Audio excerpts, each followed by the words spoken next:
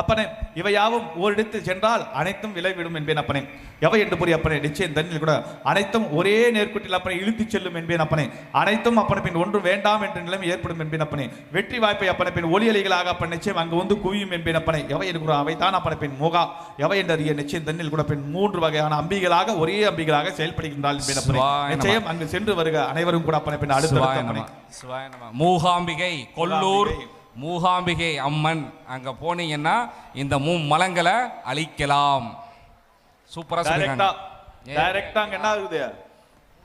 3 சக்திகளுடைய ஆற்றல்களும் அங்க வந்து கொல்லூர்ல வந்து அதிகப்படியா கிடைக்கிறதுனால அங்க போனா இந்த மலங்களை அழிக்கலான்றாங்க.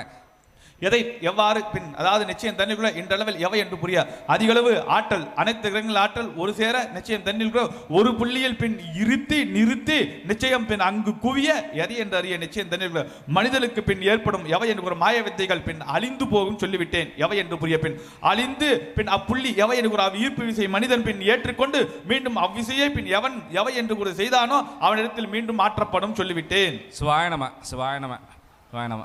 யாரெல்லாம் இந்த மாந்திரிகங்கள் இந்த மாதிரியான பிரச்சனைகளில் மாய வித்தைகளில் பாதிப்பட்டுக்கிறாங்களோ அவங்க அங்கே போனால் அங்கே வந்து அந்த ஆற்றல் அதிகமாக இருக்கிறனால அதை ஈர்த்து யார் உங்களுக்கு விட்டாங்களோ அவங்களுக்கு திருப்பி போயிடுன்றாங்க.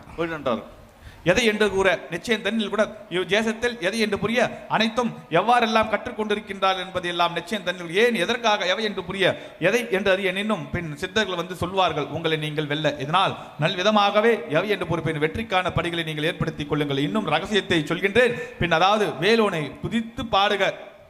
நிறைய ரகசியங்கள் இருக்குப்பா. சித்தர்கள்லாம் சொல்லுவாங்க. ஒன்று ஒன்றா சொல்கிறோம். மூகாம்பிகை எல்லாம் கட்டாயம் போயிட்டு வாங்கன்னு சொல்லியிருக்காங்க குருநாதர். கொல்லூர் மூகாம்பிகை அம்மன் ஆலயம் எல்லாரும் போயிட்டு வாங்க நிச்சயமா. ஏற்கனவே சொன்னாரு. ஆமா, முருகன் பாடல் பாடுங்கய்யா. முருகன் பாடல் பாடுங்க.